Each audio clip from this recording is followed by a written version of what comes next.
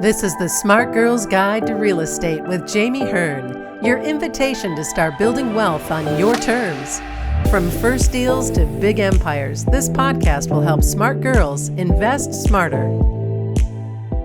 Hello, and welcome to the Smart Girl's Guide to Real Estate. I'm Jami Hearn. And today we're super privileged to spend some time with Jen Reilly. Jen is a top producing realtor with more than 11 years of experience and a passion for all things real estate. Ranked among the top 1% of realtors nationwide, she has earned numerous awards along the way, including Rookie of the Year. Jen's love for homes began in her 20s, working alongside her father in construction, starting in entry-level roles and eventually running full job sites. 6 years ago, she began investing, buying houses that no one else would touch. Same, I get that. Rehabbing them and renting them to build a portfolio of 11 doors. In addition to serving clients, Jen has built a successful short-term rental management company over the last 3 years and is focused on expanding it further while helping others succeed in the short-term rental management realm. Welcome, Jen. Hello. I love all the things that you're doing in real estate. Oh, thank you. I also think it's super handy that you have this background in construction because when you go look at a house, you're like, oh, I noticed some stuff. Yes. Yes. And I do all the rehabs of my own places myself, which is like something I love to do. So it's so handy because I save money. I love that you follow your passion because like I like I like the project and design. I am not interested in pulling sheetrock off a wall. Oh, that's my favorite. I love demo day is the highlight of every job. My husband and I were actually just talking about that because we have a project. It's a single family that got converted into a two family, like kind of a rough conversion. So we're going to convert it back to a single family. And he's like, we're just going to ship people in demo. Like, he's like, I we're going love to rip it demo apart. day. Love it. You get out all your aggressions, you get dirty, you use your hand, you sweat. That's what I love. Fantastic. I've got a project. I know of a house. It's going to need some demos. So you're first on my list. Yes, please. I will come down. It'll be great. I'll be so happy. So Sledgehammer, that's all I need. Just a in all sledgehammer. transparency, I want everyone to know Jen is my realtor on a Nice. project that we are working on acquiring. I have a realtor's license, but Jen has a really specific knowledge base in the area that we were looking. So I'm happy to bring Jen onto my team because I need people who know what I don't know. And there's such a huge realm that I'm learning too. So thanks, Jen. Hey, you're welcome. It's gonna be fun. I'm so excited for it. I would love to talk about your short-term rental experience. I've had Okay. short-term rentals and I know they're a ton of work. So I'm excited to hear about your work with them as a manager and how you got into it. It was so random how I got into it. I manage my own properties, which are all long term. And it's called the White Pillars. It was my first short-term rental management. It's a beautiful mansion that she converted the second and third floor into rental space. She lives in Texas. It wasn't really being used. And she found me through another realtor. Mhm. And I met her and I was like, oh, I love this. This is so beautiful. And I kind of taught myself how to do it. It's not that different from having long term. It's a good merge of long term and being a real estate agent. And I took a bunch of classes because I'm just like a sponge for knowledge. And there's a lot that goes into it that I think people don't understand. There's an algorithm that Airbnb and VRBO, your two big ones, have. And you really have to learn how to break their algorithm so yours is in the first two pages. Because if your rental is past the first two pages, you're not getting rented. So is that ever evolving like it is with social media algorithms? Yes. Yes. And you have to look at the analytics, see how many, it's very much like real estate. Like when I list a property, I always pay attention to how many hits is it getting, how many people are actually opening the page and looking at the pictures, and then how many people are actually scheduling appointments. And if those numbers don't align, then there needs to be an adjustment somewhere. Same with professional photography. The the importance of professional photography in real selling real estate and short-term rentals is it makes a world of difference. I just had Totally. my photographer come out and take pictures of half of my short-term rentals because there was some pictures I didn't like. The owners had taken them, and I was just like, I really think that this is the problem. And I uploaded them the other day, and I got like 6 bookings, and I was like, professional photographer. Awesome. Yeah, Yeah, I did use a professional photographer when I was running an Airbnb. Um, it made a world of difference. it I came does. home and showed my husband the pictures, and he was like, "That's our place." It does. It makes a huge difference. And it's also really important to get a photographer that has taken pictures of short-term rentals because it is different than when you list a house. You have to highlight different things. It's not so much about the layout and things like that as it is about the amenities in a short-term rental, the outside space, bedrooms, bunk beds. People don't like bunk beds. They just don't. I mean, I don't really like bunk beds myself. No. So that's important. But yeah, there's a definite science to how you list your properties. And ever since I took some classes and learned about the algorithms, and I've switched all of my rentals over to this certain way things are listed, there's been an enormous improvement in my bookings. Awesome. I Um, love it.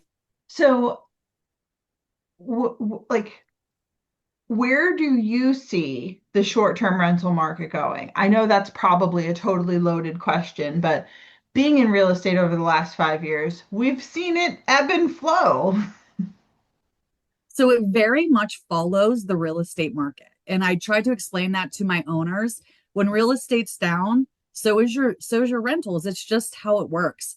I think we had a very slow beginning of this year, but I have noticed it's starting to pick up. And I think that we'll have a decent winter. And then I think it will improve back to where it was a few years ago. Awesome. I mean, that's encouraging for all of us in investing. Yes. So, what wisdom do you have to share? Because, I mean, you've got a really cool background that is across a couple of facets of real estate.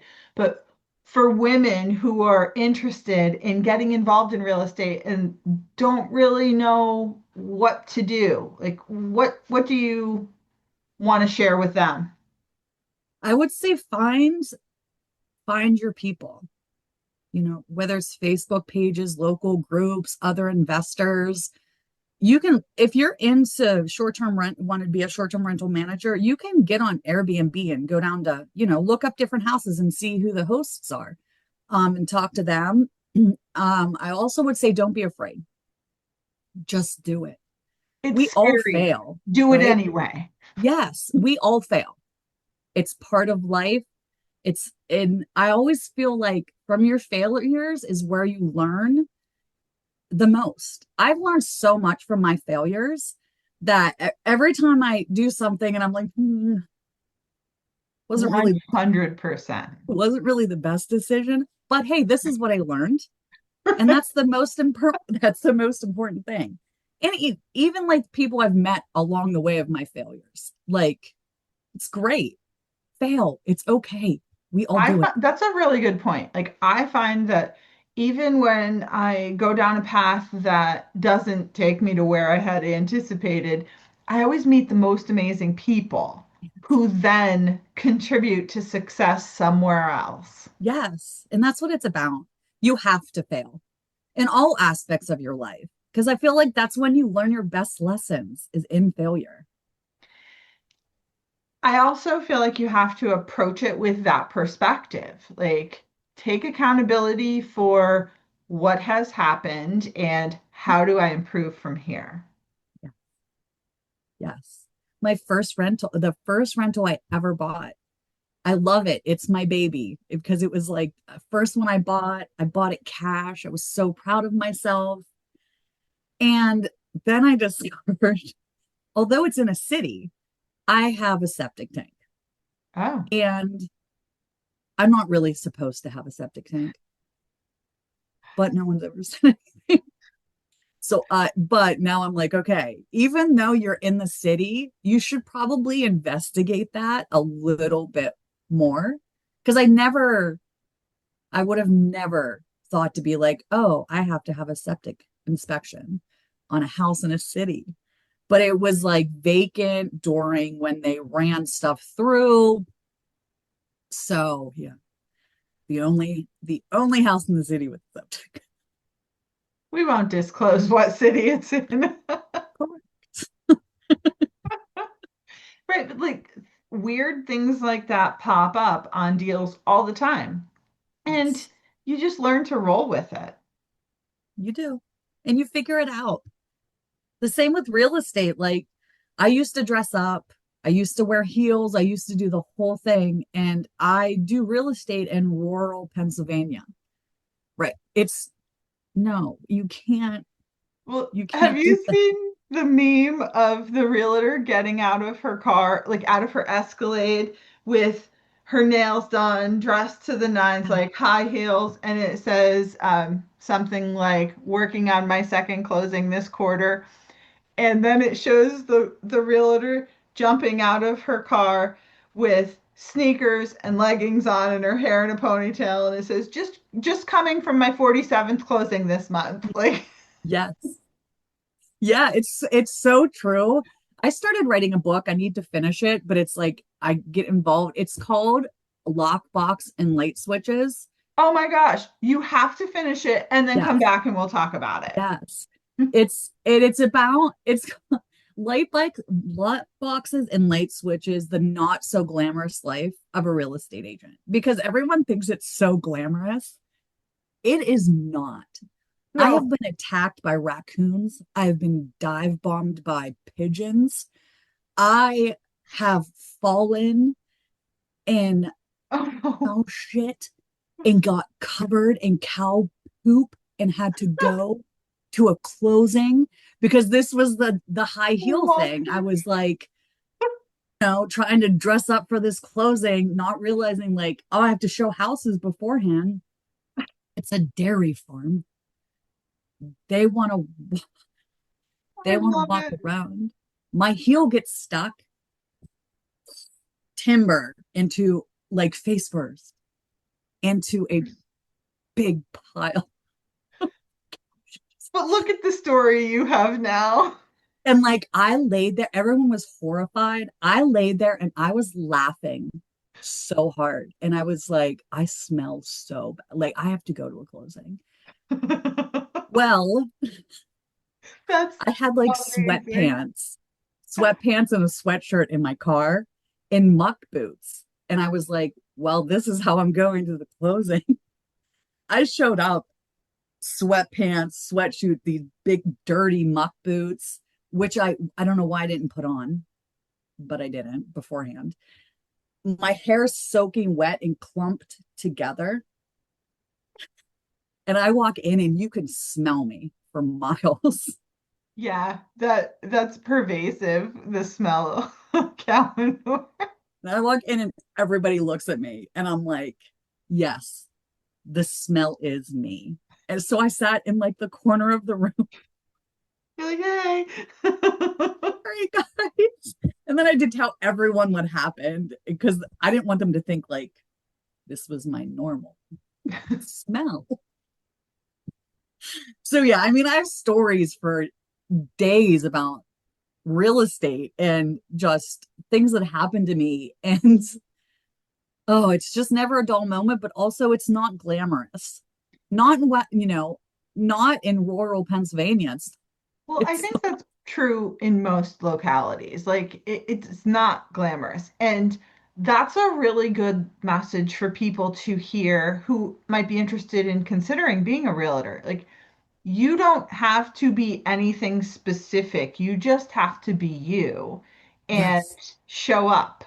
And yes, that's what makes a good realtor. Someone who shows up and does the thing. Because there are a yes, lot of pieces that you have to keep track of yes. in And being a for some realtor. people, like it's scary, right? It's for a first time home buyer, this is the biggest purchase. And for some people in general, it's the biggest purchase they're going to make. Yeah. And they're counting on you. You have to be relatable because there's going to be things that pop up that you need to have discussions with them about. And if you're not relatable and they don't feel that connection with you, they're not going to talk to you about the things that they need to talk to you about. And it's so important. Like it's just you have to be relatable. Yeah. And if you're looking for a realtor, don't be afraid to interview a couple realtors. Like you want to find someone that you feel comfortable with and you know is going to represent you in the best way possible. Exactly. It's very important. It's I mean, I've sold houses to 20-year-olds and I've sold houses. This woman, she was 67 and she was buying her first house. Oh, And it was one of my favorite experiences. She just sat and cried at the closing table when I handed her the keys. She was like, "Thank you for, going," because it was different than a lot of my transactions. A lot of them we do electronically, a lot of electronic signatures, yeah. not everyone does electronic signatures. So it Right. was a lot different for you. So I spent a lot of time with her, which is fine. I loved it. I loved that I was a part of this moment with her. And she cried at the closing table and was like, "Thank you for answering all my questions and never making me feel stupid and that I didn't know what I was doing." And I thanked her. I was like, "No, thank you. Thank you for allowing me to take that journey with you. It was beautiful." And it really can be a privilege to share that moment with people. Yes, it is. It's a beautiful moment. It's whether they're selling their house, the first house they ever bought, or, any experience. It's a privilege to be in that seat with them at the closing table. And there's a And I lot of emotion attached to it. there is. There is, and you have to understand like you it's very emotional. And you as the realtor sometime are going to be the one that takes that emotion on for the person. You're the Good or person they bad. good or bad. I've been yelled at, screamed at, like, and that's okay. That's part of my job. You're stressed out. I can take it. I'm a big girl. I got really thick skin. If you need to yell, yell at me. It's fine. I think But that lends well to working in that industry because, I mean, one of my close friends is a realtor and she's the same way. Like, if you're having a rough day, you can say anything to her and she's like, listen, I can be your sounding board. I know it's not personal. And then she's like, and even if it is personal, I don't give a fuck. I yeah, I'll get over love it. you. Like you're not gonna hurt my feelings. My I one grew up in a construction site. Like, do you know how hard that is to hurt my feelings love it. or surprise me with anything weird? Like, nope. So For people who are interested in maybe considering being a realtor, what's the first step for them? I would say the first step for them would be, well, ooh, there's many. I think the most important thing is you have to realize you have to have a little bit of money saved. Absolutely. Because I think what people don't understand when they get into real estate is it's commission based. And just because you get a house under contract, you don't get paid till closing, whether that closing is 60 days, 90 days, 30 days. And not all deals go through, as we know. Right.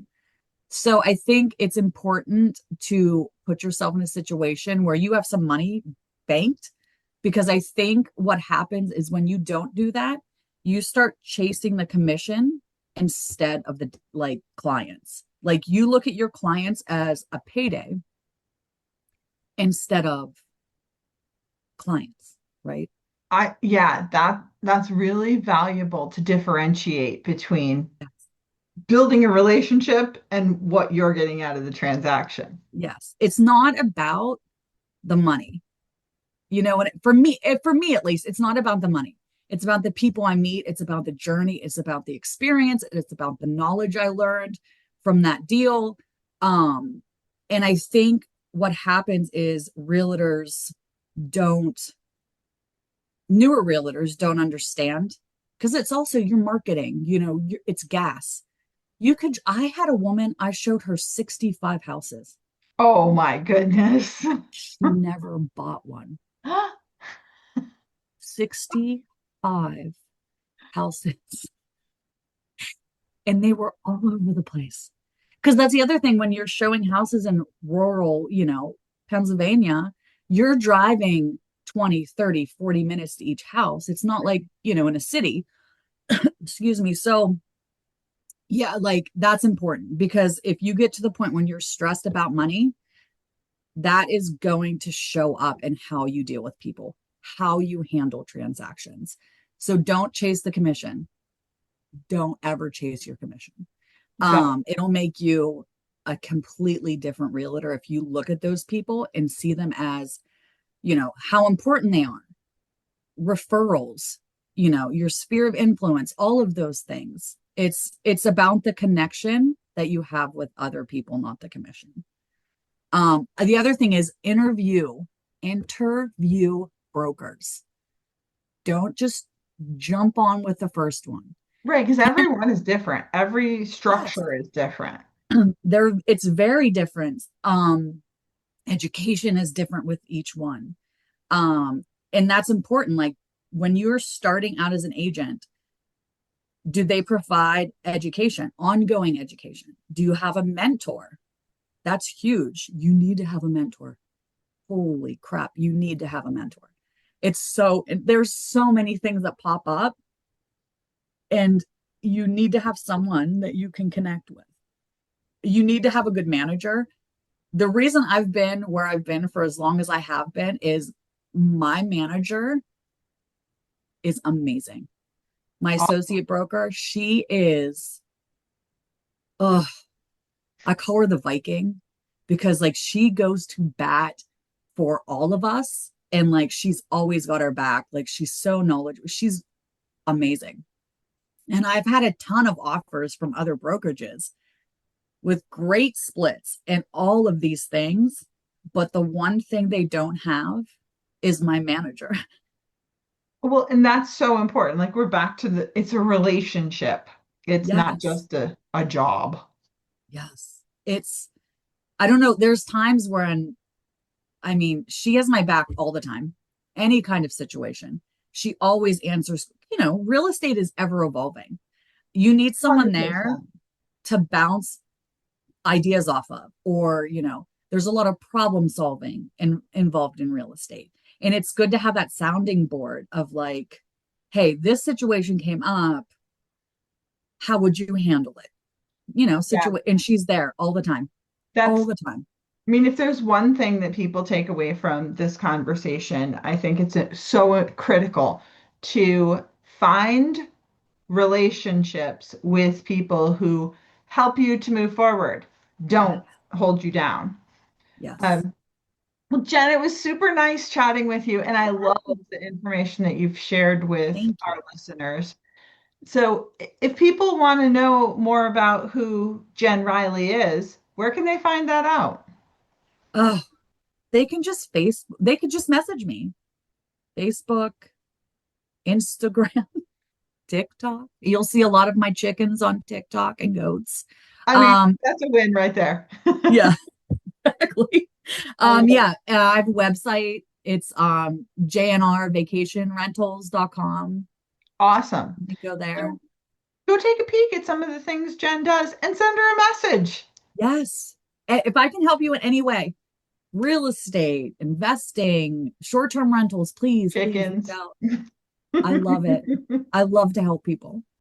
Awesome. Thank you so much for You're spending some welcome. time with us. I really appreciate that. Yes. Thank you. I will see you next time on the Smart Girl's Guide to Real Estate. Thanks for listening to the Smart Girl's Guide to Real Estate. If you loved today's episode, be sure to follow, rate, and share it with another smart girl who's ready to build generational wealth.